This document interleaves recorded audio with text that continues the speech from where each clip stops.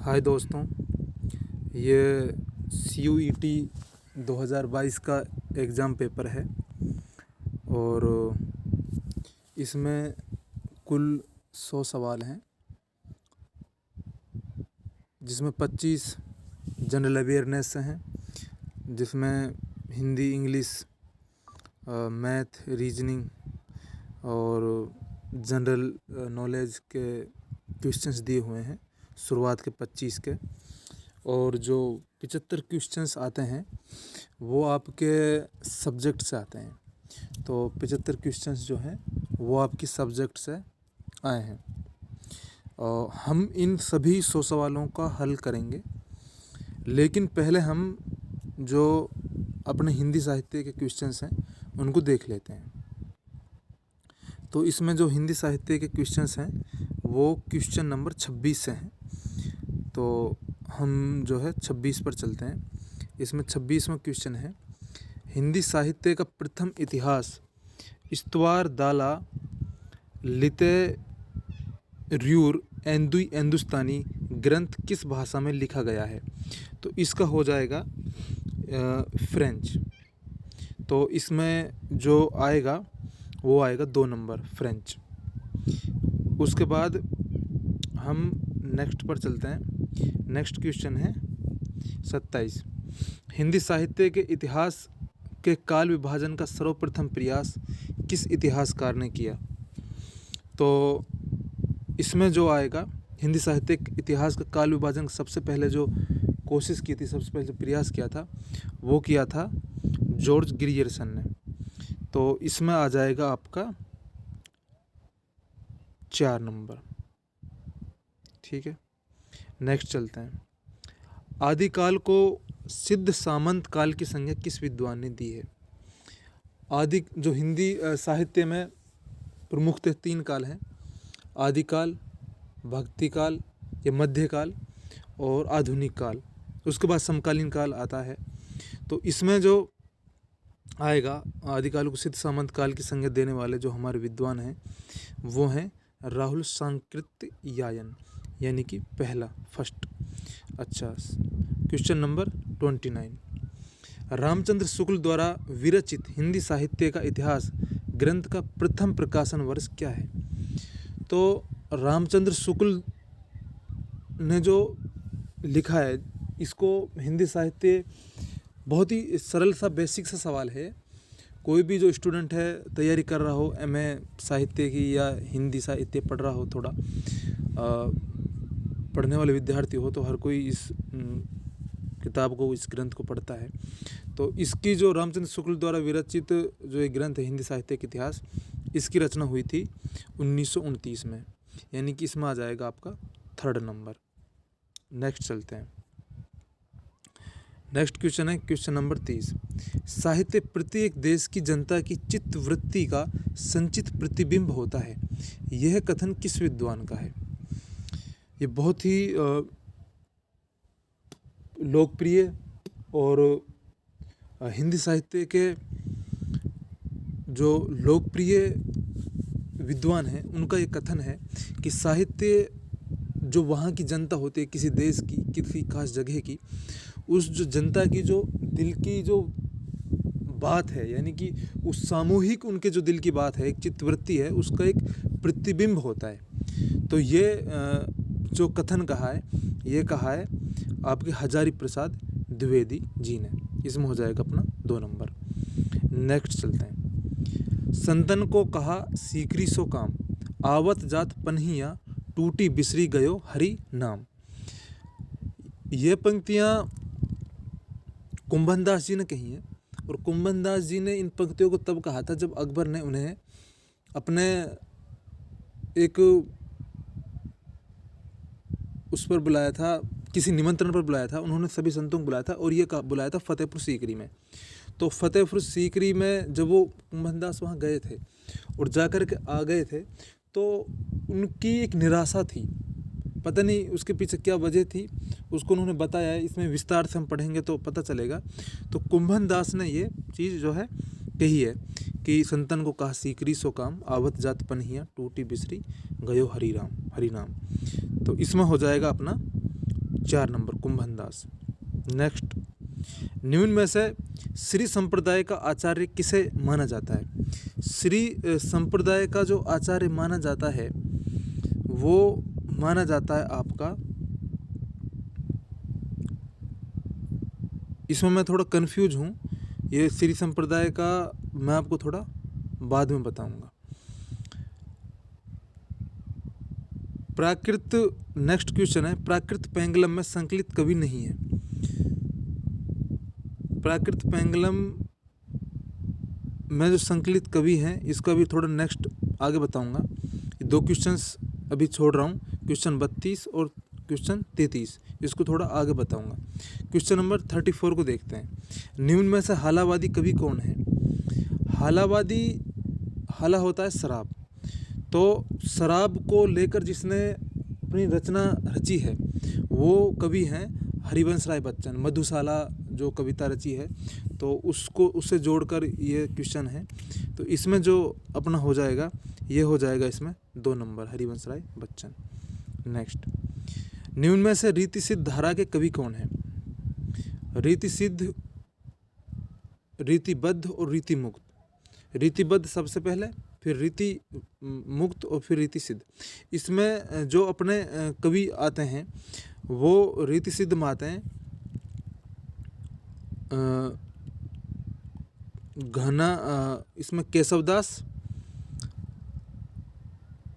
इसमें आ जाएगा अपना घनानंद। जो रीति सिद्ध धारा के कवि हैं इसमें अपना घनानंद आ जाएगा, इसमें आ जाएगा 2 नंबर। नेक्स्ट, छोड़ दुर्मों की मृदु छाया, तोड़ प्रकृति से भी माया, बाले तेरे बाल जाल में कैसे उलझा दूं लोचन, भूल अभी से इस जग को। ये पंक्तियाँ किस कवि की हैं? तो ये जो पंक्तियाँ हैं ये जो प्रसिद्ध हमारे कवि हैं, छायावादी कवि हैं जो सुमित्रानंदन पंत, उनकी पंक्तियाँ हैं ये, तो इसमें हो जाएगा अपना 4 नंबर सुमित्रानंदन पंत। नेक्स्ट, भारत का लोकनायक वही हो सकता है जो समन्वय करने का अपार धैर्य लेकर आया हो। भारतवर्ष का लोकनायक वही हो सकता है जो समन्वय करने का अपार धैर्य लेकर आया हो। ये पंक्तियाँ हजारी प्रसाद द्विवेदी जी ने तुलसीदास जी के लिए कही हैं, और तुलसीदास पर उन्होंने जो ग्रंथ लिखा है उसमें उन्होंने कहा है कि तुलसीदास एक लोकनायक हैं, और वो लोकनायक इसलिए हैं क्योंकि लोकनायक वही हो सकता है जो समन्वय करे, समाज में समन्वय करने का जो एक बहुत ज़्यादा अपार धैर्य लेकर आया हो। तो ये पंक्तियाँ हो जाएंगी हजारी प्रसाद द्विवेदी, इसमें आ जाएगा 4 नंबर। नेक्स्ट, नाथ पंथ के प्रवर्तक किसे माना जाता है? नाथ पंथ का जो प्रवर्तक है वो तो गोरखनाथ हैं, लेकिन सबसे पहले जो नाथ पंथ में आता है वो मत्स्येंद्र नाथ आते हैं। मत्स्येंद्र नाथ और गोरखनाथ ये दोनों बहुत कंफ्यूज करते हैं, लेकिन इसमें जो अपना होगा राइट होगा वो होगा गोरखनाथ, 2 नंबर। नेक्स्ट, सतसैया के दोहरे ज्यों नावक के तीर, देखन में छोटे लगे घाव करे गंभीर। ये पंक्तियाँ किस कवि की हैं? ये जो पंक्तियाँ हैं ये बिहारी जी की सतसई की जो प्रशंसा की गई है उसको लेकर ये पंक्तियाँ हैं, लेकिन अब ये बिहारी की पंक्तियाँ होनी मुश्किल हैं, लेकिन फिर भी अगर आप इसमें बिहारी ही इसमें मानना पड़ेगा तो इसमें 2 नंबर हो जाएगा बिहारी।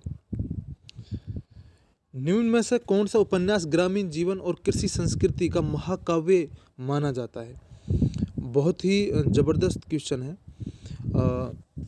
उपन्यास ग्रामीण जीवन और कृषि, ज़बरदस्त नहीं है, ये आधारभूत सवाल है, एक बेसिक सवाल है, साधारण सवाल हमेशा कह सकते हैं। तो जाहिर सी बात है इसमें जो ग्रामीण जीवन और कृषि संस्कृति का जो एक परिवेश दिखाता है वो गोदान ही दिखाता है, ठीक है, तो इसमें अपना गोदान हो जाएगा 2 नंबर। नेक्स्ट,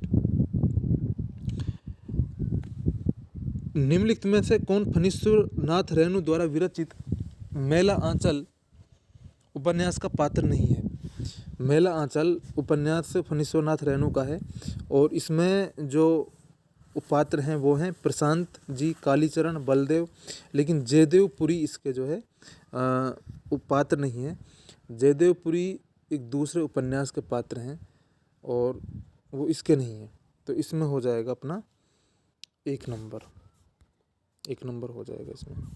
नेक्स्ट, संस्कृति के 4 अध्याय के रचयिता कौन है? संस्कृति के 4 अध्याय की जो रचना की है वो की है रामधारी सिंह दिनकर। रामधारी सिंह दिनकर ने संस्कृति के 4 अध्याय के बारे में मतलब इन्होंने ये किताब लिखी है, तो इसमें हो जाएगा 3 नंबर। नेक्स्ट, होरी किस उपन्यास का पात्र है? होरी जो जिस उपन्यास का पात्र है उसका नाम है गोदान, तो इसमें हो जाएगा अपना 4 नंबर। नेक्स्ट, निम्न में से व्यंग्य विधा का लेखक कौन है?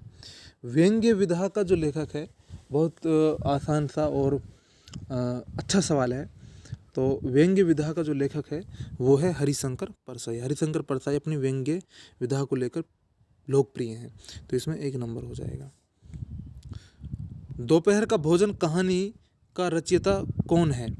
दोपहर का भोजन कहानी का रचयिता एक अच्छी कहानी है, एक लोकप्रिय कहानी है, और इसका जो रचनाकार है वो है अपना अमरकांत, 2 नंबर।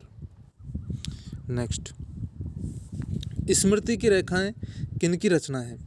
रामवृक्ष बेनीपुरी, महादेवी वर्मा, विनय मोहन शर्मा, श्रीराम शर्मा। तो स्मृति की रेखाएं इसको मैं दोबारा बताऊंगा।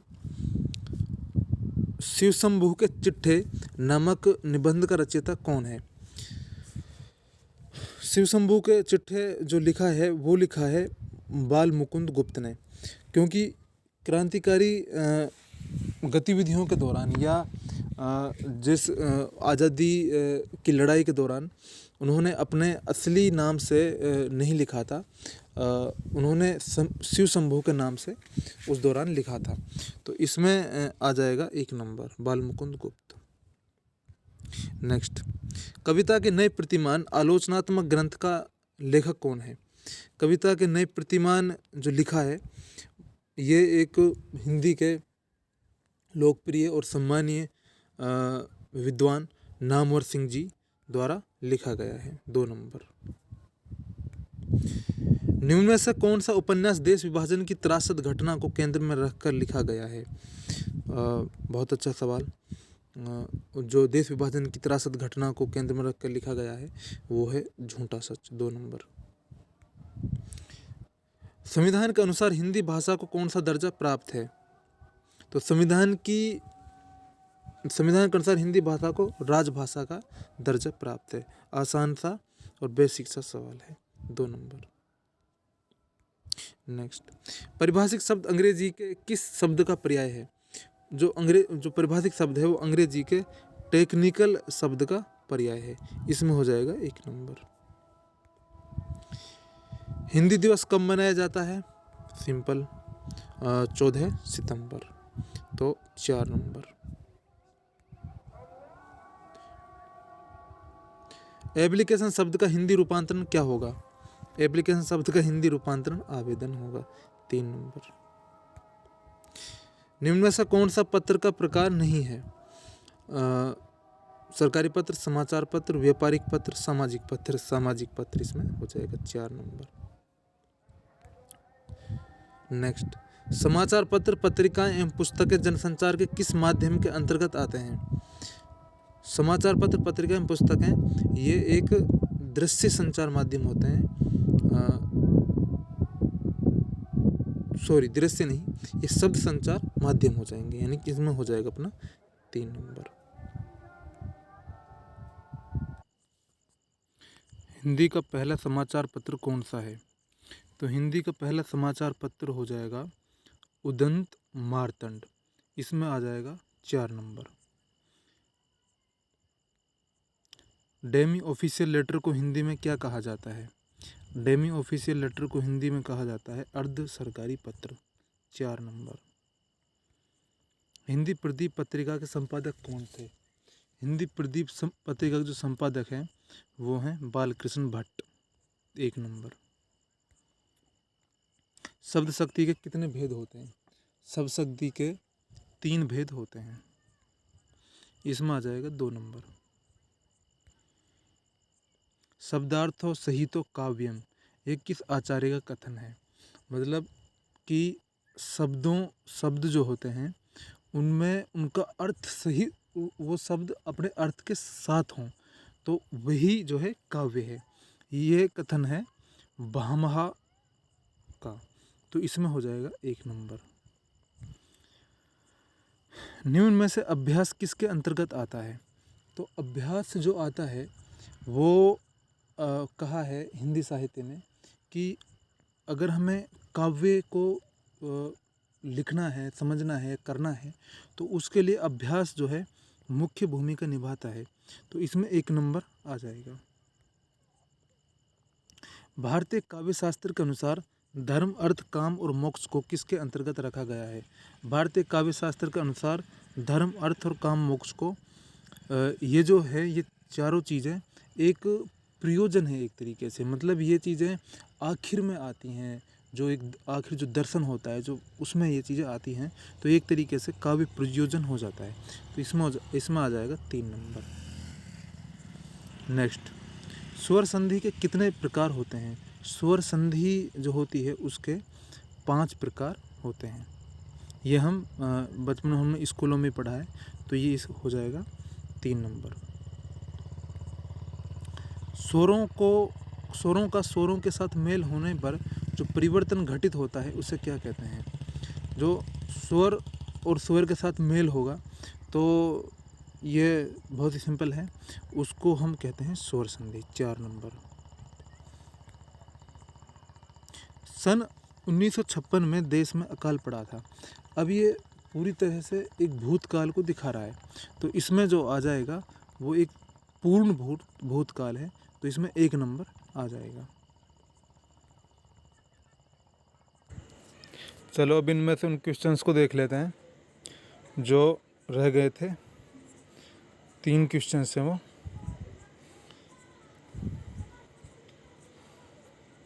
फिर नेक्स्ट आगे अगले वालों को करेंगे।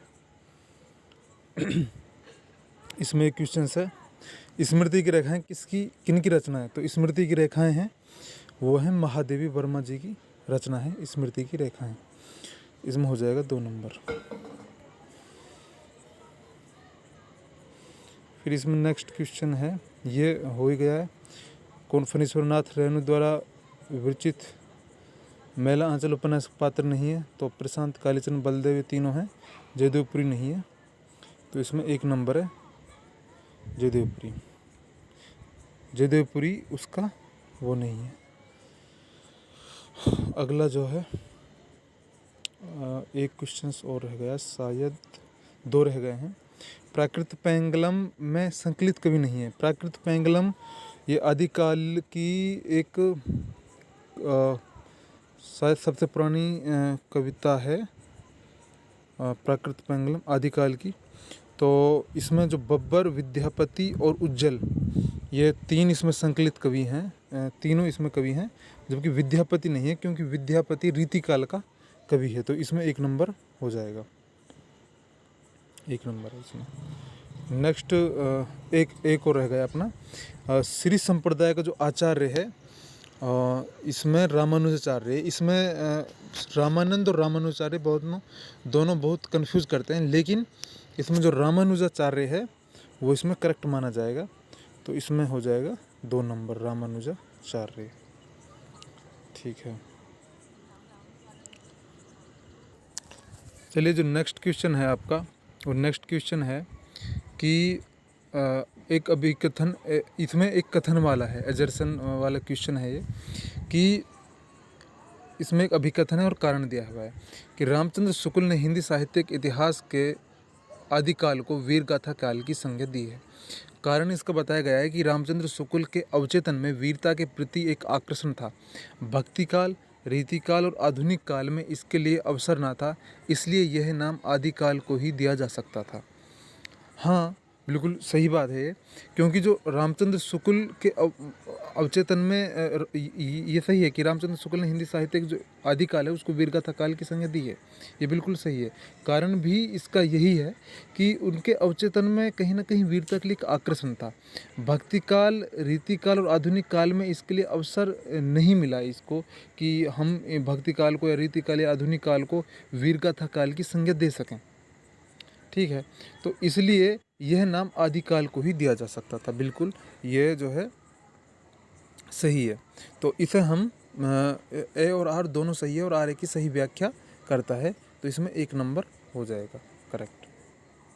ठीक है, तो अब नेक्स्ट चलते हैं।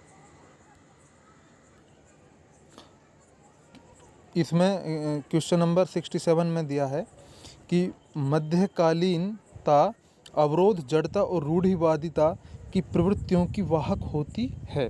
हाँ सही है कि मध्यकाल जो रहा है उसमें कहीं ना कहीं अवरोध और एक जड़ चेतना या जड़ बुद्धि जो रही है और रूढ़िवादिता की प्रवृत्तियाँ रही हैं। ये बहुत स्पष्ट तौर से या सामान्य शब्दों में कहा जा सकता है। कारण इसका ये है कि जो आधुनिकता है उसने मध्यकालीनता को विस्थापित कर दिया और आधुनिकता ने हमारे लिए स्वतंत्रता, समानता, न्याय, बंधुता और जनतंत्र या लोकतंत्र या गणतंत्र की जो चेतना का प्रसार किया है आधुनिकता ने, उसकी वजह से हम कह सकते हैं कि मध्यकालीनता पर यह हम सही आरोप लगा सकते हैं कि उसमें अवरोध, जड़ता और रूढ़िवादिता की प्रवृत्तियों के कहीं ना कहीं वो एक वाहक रही है। तो इसमें जो हो जाएगा वो हो जाएगा कि ए और आर दोनों सही हैं और आर ए की सही व्याख्या है, तो इसमें भी अपना 1 नंबर हो जाएगा। नेक्स्ट है क्वेश्चन नंबर 68। क्वेश्चन नंबर 68 है कि खड़ी बोली के विकास में अभिकथन दिया है कि खड़ी बोली के विकास में फोर्ट विलियम कॉलेज का अमूल्य योगदान है। हाँ सही है कि खड़ी बोली का जो विकास है उसमें फोर्ट विलियम कॉलेज का अमूल्य योगदान रहा है। कारण इसका दिया है कि औपनिवेशिक शासक बड़ी खड़ी बोली का प्रसार कर देसी भाषाओं को हाशिए पर धकेलना चाहते थे। ये बात गलत है और हालांकि जो है इसको इस क्वेश्चंस को लेकर विवाद भी रहा था। अर्जी स्टूडेंट्स ने रिट वगैरह भी लगाई थी उसके एनटीए के लिए, लेकिन एनटीए ने जो इसका सही सवाल माना था, सही जवाब मांगा, वो यही माना था कि इसका जो कारण है वो गलत है और अभिकथन वो सही है। और तो इसलिए इसमें जो सही हो जाता है कि कारण गलत है परंतु अभिकथन सही है। ए सही है जो है, लेकिन ए और आर दोनों सही हैं, लेकिन आर ए की सही व्याख्या नहीं है। यह जो है इसमें एनटीए ने माना था, तो इसका हो जाएगा 2 नंबर। हालांकि इस क्वेश्चन नंबर 68 में ये जो कारण है ये गलत है, लेकिन एनटीए ने माना है तो माना है उसे, और क्या ही कर सकते हैं। तो इसलिए जो एनटीए की ऑफिशियल की में जो आंसर है इसका वो ये है कि ए और आर दोनों सही हैं, लेकिन आर ए की सही व्याख्या नहीं है। जो अगला क्वेश्चन है वो है कि अभिकथन, इसमें अजर्सन दिया है भारतेंदु हरिश्चंद्र ने नाटकों को साहित्यिक रूप दिया। हाँ बिल्कुल दिया, नाटकों को साहित्यिक रूप दिया था नाटकों। तो कारण जो दिया है कि भारतेंदु पारसी नाटकों की सस्ती रुचि से असहमत थे, इसलिए वे गंभीर नाटकों के पक्षधर थे। हाँ ये भी हम मान सकते हैं, क्योंकि वो जो पारसी नाटक थे उनकी जो सस्ती रुचि थी, एक तरीके से उनसे असहमत थे भारतेंदु हरिश्चंद्र और गंभीर नाटकों के पक्षधर थे।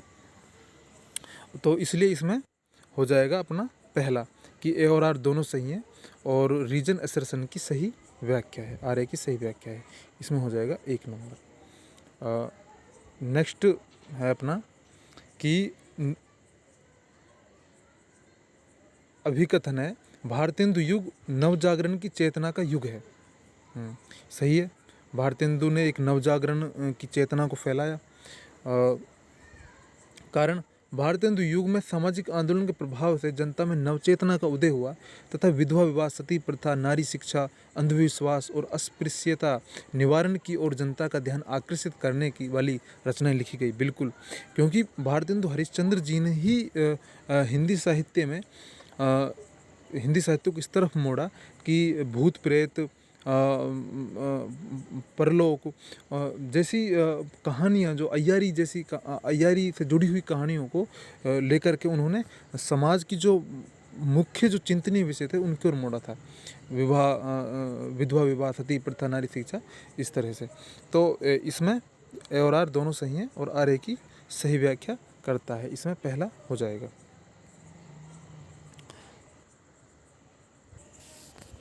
अगला सवाल क्वेश्चन नंबर 71 कि सांप्रदायिक समस्या प्रेमचंद की चिंता का मुख्य विषय थी।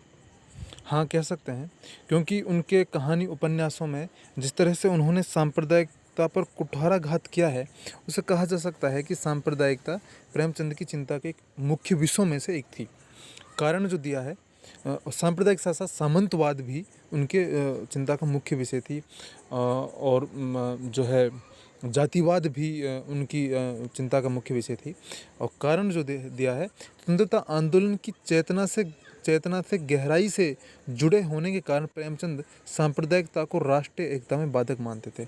हाँ, क्योंकि जो प्रेमचंद जी सांप्रदायिक स्वतंत्रता आंदोलन जो चेतना है उससे गहराई से जुड़े हुए थे, और इसलिए प्रेमचंद सांप्रदायिकता को, राष्ट्रीय जो एकता थी, राष्ट्र को जो एक करने में जो बाधा आ रही थी, उसमें सांप्रदायिकता बहुत बड़ी बाधा बनी हुई थी। तो इसलिए सही है, इसमें अपना 1 नंबर हो जाएगा। ए और आर दोनों सही हैं और आर ए की सही व्याख्या है। नेक्स्ट है क्वेश्चन नंबर 72 कि अभिकथन है प्रगतिवाद एक वैचारिक आंदोलन था। हाँ, प्रगतिवाद एक वैचारिक आंदोलन था, सही है। कारण उपनिवेशवाद और सामंतवाद का विरोध, स्वतंत्रता, समानता और न्याय के आदर्श, मुक्ति चेतना को लोकव्यापी बनाने में प्रगतिशील आंदोलन की महती भूमिका है। सही है, उपनिवेशवाद और सामंतवाद का प्रगतिवाद में विरोध ही किया गया है। स्वतंत्रता, समानता और न्याय का जो आदर्श है, जो वहाँ से फ्रांस की क्रांति से लिया गया है, उसका मुक्ति चेतना को लोकव्यापी बनाने में इन आदर्शों को लेकर जो इनकी महती भूमिका रही है। तो इसमें हो जाएगा ए और आर दोनों सही हैं और आर ए की सही व्याख्या है। तो इसमें 1 नंबर हो जाएगा।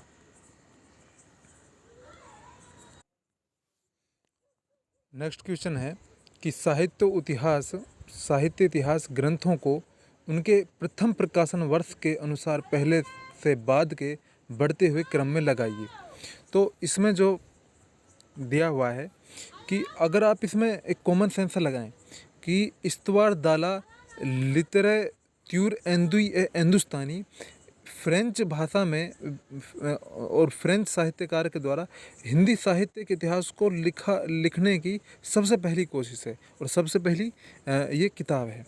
तो इसमें जो सबसे पहले अपना ये आँख मूंद कर हम कह सकते हैं कि इसमें सबसे पहले डी आ जाएगा, और डी इसमें एक ऑप्शन में दिया हुआ है 3 में, तो ये यहाँ से ही ठीक है हो जाएगा।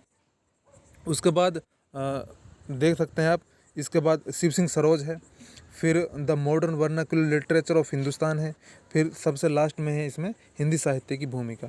तो इसमें हो जाएगा अपना 3 नंबर।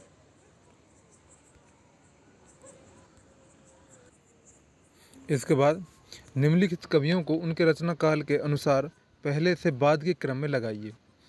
नूर मोहम्मद, असद जैदी, अमीर खुसरो, मलिक मोहम्मद जायसी।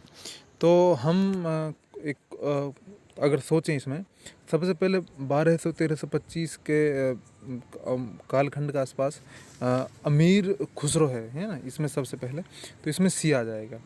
सी के बाद अगर हम देखें तो इसमें उसके थोड़ा बहुत बाद ही मलिक मोहम्मद जायसी हैं, जिसमें डी हो जाएगा।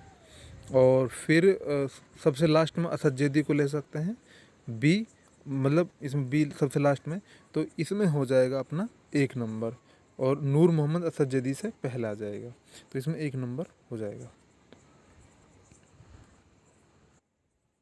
अब क्वेश्चन नंबर 75 देख लेते हैं कि निम्नलिखित नाटकों को उनके प्रथम प्रकाशन के वर्ष के अनुसार पहले से बाद के बढ़ते हुए क्रम में लिखिए।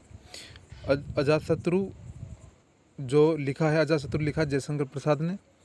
आगरा बाजार, कोर्ट मार्शल, अंधेर नगरी, अंधेर नगरी लिखा है भारतेंदु हरिश्चंद्र ने। तो इसमें अंधेर नगरी सबसे पहला आएगा। जब हिंदी अपनी जो है सुधार की ओर या फिर कहें कि एक मोड़ ले रही थी, तो इसमें भारतेंदु हरिश्चंद्र ने लिखा है। तो इसमें सबसे पहले डी आ जाएगा, और डी के बाद इसमें अजातशत्रु ए आ जाएगा, फिर आगरा बाजार और कोर्ट मार्शल इसमें सबसे लास्ट में आएगा। तो इसमें हो जाएगा अपना 1 नंबर, क्वेश्चन नंबर 75।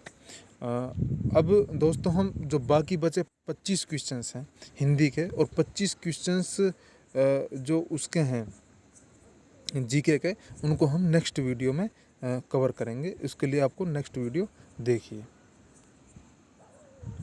वीडियो को लाइक करना और कमेंट करना और शेयर करना ना भूलें।